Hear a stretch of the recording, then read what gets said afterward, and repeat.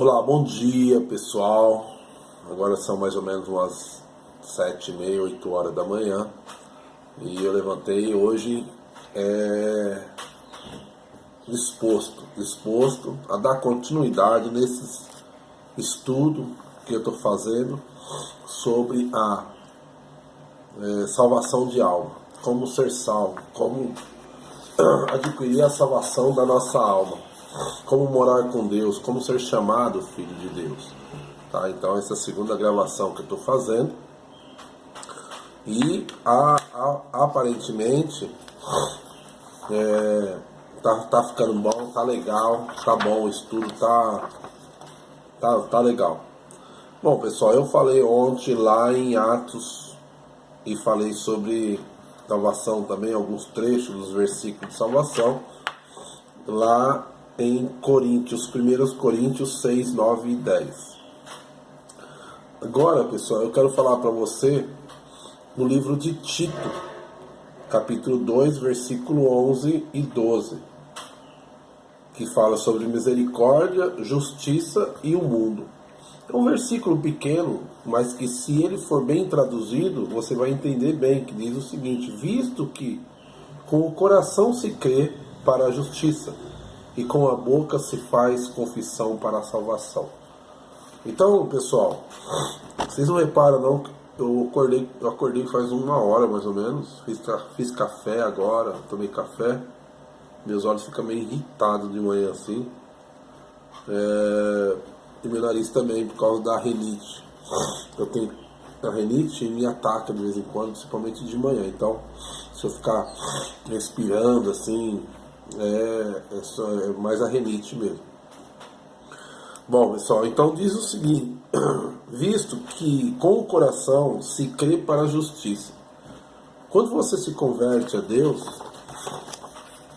é porque naquele momento, quando você aceita Cristo como Salvador da tua alma,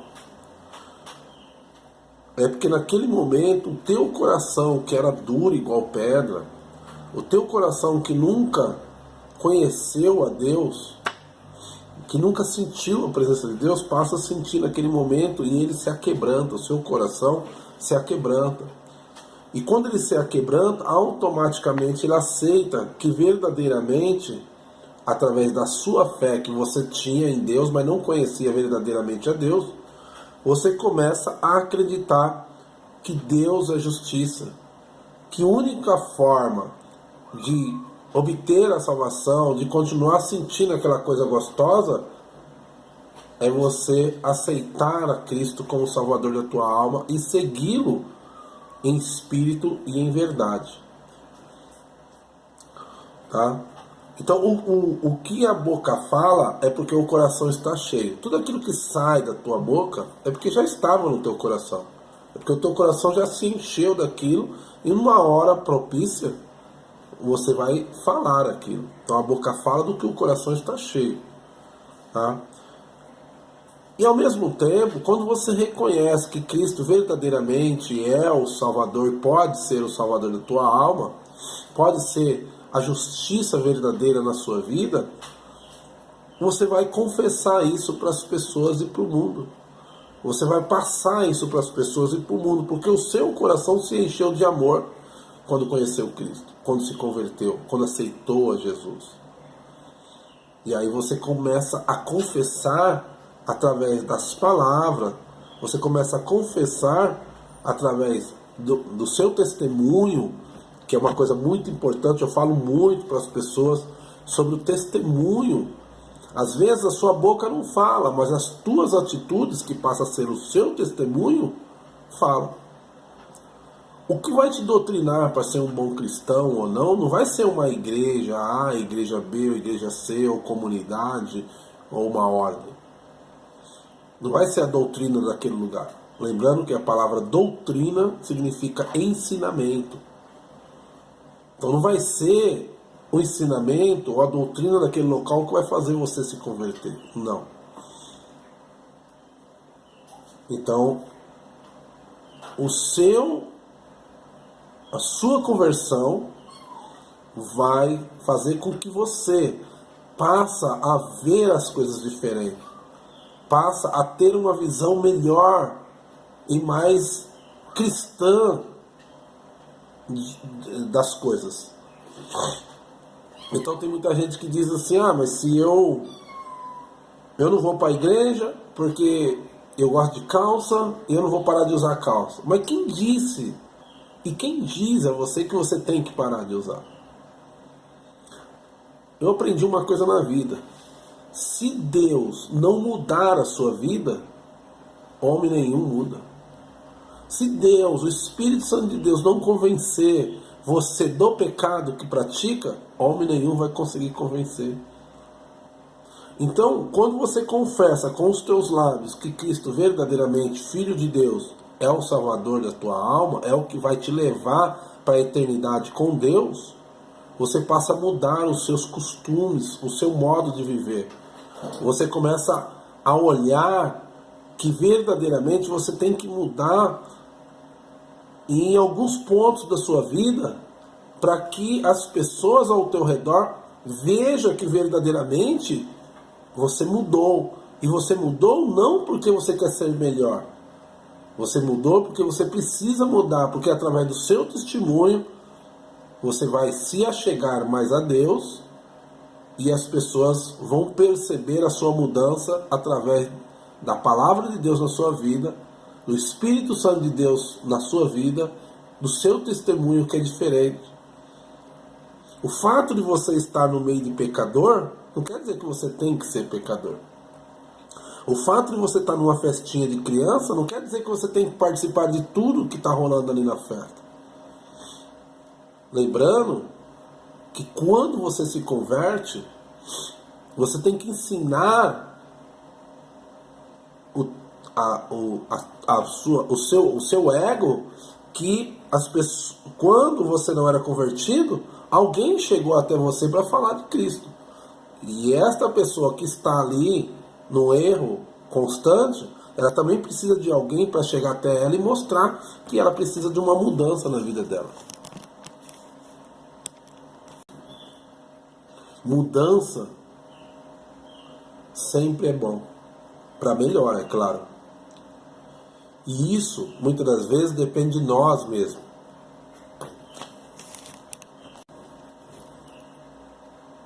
E através desta mudança, conseguimos abranger, conseguimos ganhar alguém da nossa família para Jesus. Mas dando continuidade aqui no nosso estudo, também lá em Romanos capítulo 10, versículo 10, fala sobre fé, falar, o modo de falar e reconhecer. Diz o seguinte: o Senhor não retarda sua promessa. Olha, ainda que alguns a tenham por tardia, ainda Deus, se Ele te prometer algo, Ele vai cumprir, porque Deus não é igual ao homem. Deus, Ele não se compara a homem nenhum. Deus não se deixa escarnecer como o homem é escarnecido pelo outro. E Ele diz ainda que alguns a tenham por tardia, ainda que alguns achem que não vai se cumprir, mas vai, porque Deus cumpre com a palavra dele. Deus honra a palavra dele. A palavra de Deus não cai por terra. Tudo que é plantado nasce. Mas é longânimo para convosco, não querendo que alguns se percam, senão por todos venham a arrepender-se.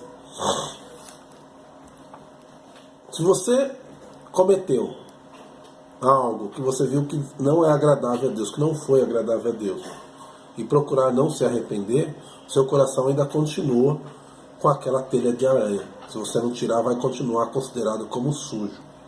Tá? Lá em Pedro, segundo Pedro, fala sobre a paciência, a conversão e o arrependimento. Mas ele respondeu: as coisas que são impossíveis ao homem são possíveis a Deus. Aquilo que você não acredita que pode acontecer na sua vida, vai acontecer, porque Deus realiza o desejo dos vossos corações. Se você tem desejo de algo na sua vida, alimenta esse desejo. Claro que Deus não vai fazer, não vai querer que você faça algo de mal para o seu próximo. Não esse tipo de desejo. Não esse tipo de desejo maldoso, mas desejos bons, que vai te trazer bons benefícios, Deus vai te realizar. Tá? Isso daí já é um outro assunto que nós podemos estar falando num outro momento propício para esse tipo de assunto, ok?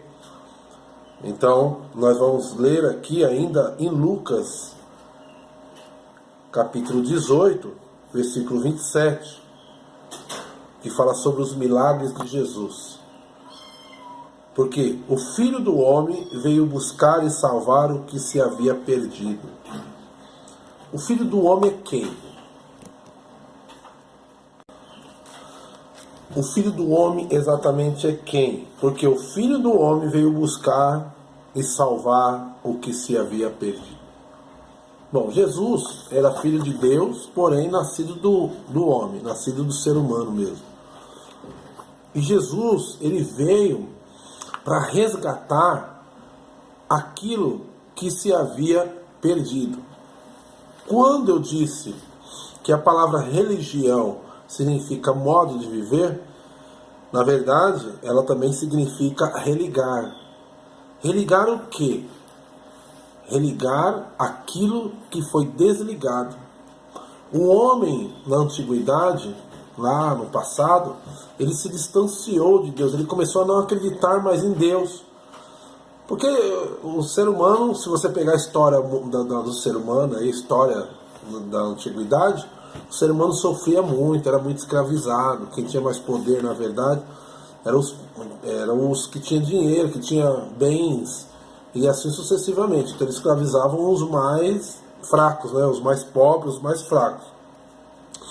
E lá em Israel existia um povo lá judeu que era escravizados pelo faraó, por Faraó, que era o maior poder que existia na época. E ele, por ter um poder muito gigantesco, muito grande, ele se achava Deus, ele dizia que ele era o próprio Deus. E isso foi fazendo o quê? Foi fazendo com que Deus se irasse. A palavra de Deus diz que Deus é amor, mas também é ira. Deus também se ira. E olha, é um perigo quando Deus se ira. É complicado. É um poder muito gigantesco, tá? Essas catástrofes que a gente vê acontecer por aí, isso aí não é ira de Deus, não. Isso daí é mudança do planeta Terra e do universo. Está sendo mudado. E aí o que acontece? A gente é pequenininho, a gente é um nada aqui na Terra. Então cai um raio lá em cima de um carro lá e acontece uma catástrofe, lá vai falar que Deus está provando ou que Deus está castigando. Não, não está. Não é isso. Não é esse Deus que eu estou falando, tá? Deus se ira, Deus castiga. Castiga no sentido de cobrar, cobra, sim. Só que não nesse sentido de se irar a ponto de querer destruir tudo, tá? Então, o planeta, a Terra, ele tem que passar por mudança, até porque tudo muda. Tá? Então, quando a palavra diz que Deus, que o Filho do Homem veio para buscar e salvar os que se havia perdido, são aquelas pessoas que justamente não acreditam mais em Deus. São aquelas pessoas que vieram lá do catolicismo. Eu falo catolicismo, gente, porque não é que eu sou contra o católico, não, Deus me livre. Eu falo catolicismo porque o catolicismo é a religião, uma das religiões mais antigas que existe no planeta Terra. Tá? Desculpa aí que no começo do vídeo eu falei sobre a minha religião. Então o que acontece, pessoal? O catolicismo, ele veio errando lá de trás. Você sabia que o catolicismo, o pior lugar, a maior maldição que existe no mundo está dentro da Igreja Católica? A maior maldição que existe no mundo está no Vaticano. Se você começar a fazer um estudo sobre o Vaticano, padres antigos, bispos, etc., diz que o diabo mora no Vaticano. O próprio diabo mora lá.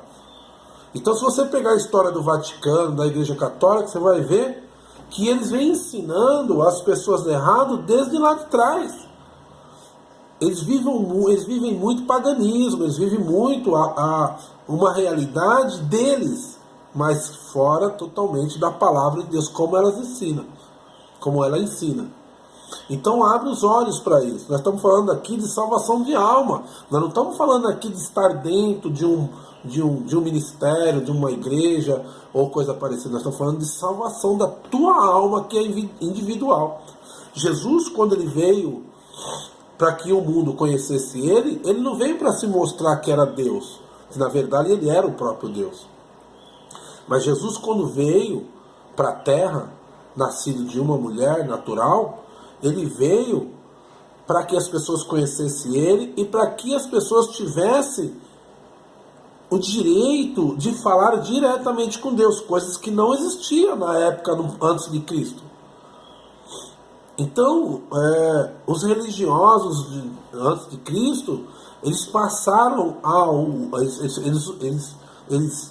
na verdade, eles usavam a deturpação, eles vendiam o perdão, eles davam um certificado de perdão. Isso é a Igreja Católica, sem contar a época da Inquisição, que foi a época que a Igreja Católica mais matou mais gente na Inquisição, na época da Inquisição da Igreja Católica, matou mais gente do que a Segunda Guerra Mundial. Comece a estudar sobre isso daí e veja isso. Ah, mas a minha religião é católica apostólica romana. Grande bosta, grande merda. Porque quem vai te salvar não vai ser a Igreja Católica Apostólica Romana. Quem vai te salvar não vai ser a Assembleia de Deus. Não vai ser a congregação cristã no Brasil, como dizem aí. A pessoa começa a ir à igreja e fala, eu sou da congregação cristã no Brasil. Não vai ser ela que vai te salvar, meu amigo. Se placa de igreja, se nome da igreja valesse alguma coisa, ela não ficava para o lado de fora da igreja, para o lado de fora do templo. Ela ficava para o lado de dentro. Porque quem fica dentro da igreja é você, não é a placa da sua igreja, nem o nome da sua igreja. Mas quem vai te salvar, se você der lugar, se você acreditar, se você andar nos ensinamentos e obedecer a palavra de Deus de verdade, é este homem que veio através do homem e se apresentou para nós, para o mundo, como Filho de Deus, Salvador da humanidade. Porque ele não veio buscar quem não está salvo. Gente, ninguém vai no médico se não estiver doente. Ninguém procura um médico se não estiver passando mal ou estiver doente. Jesus não é diferente. Jesus, ele veio buscar e salvar o que se havia perdido. Então, se você se conscientiza que você precisa de algo, de uma mudança na sua vida grande e não consegue, por exemplo, se você está no mundo das drogas e não consegue sair, almeja para sair daquele mundo. Se você está no mundo da bebida, se você está no mundo da prostituição, nos vícios, você quer sair e não acha força em nada, em lugar nenhum, você vai procurar quem? Quem tem força, quem tem poder para mudar isso na sua vida, para te fazer um ser diferente, uma pessoa diferente, que é Jesus Cristo. Tá? Também, pessoal, aqui em Lucas, capítulo 19 e versículo 10, fala sobre Jesus também. Então, diz o seguinte: quem crer e for batizado será salvo, mas quem não crer será condenado. Pessoal, tem muita gente, muitos ministérios por aí, que eles falam o seguinte: se você for batizado, você vai ser salvo. Vai lá na nossa igreja, você vai ser batizado. Parecendo que quando você se batiza, você receberá a salvação da vida eterna com Cristo. Mentira. O batismo é um cumprimento.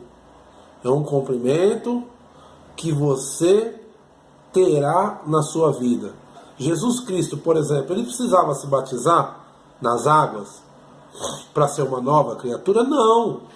Mas ele deixou isso como exemplo para nós, para que nós pudéssemos negar o velho homem, enterrar o velho homem.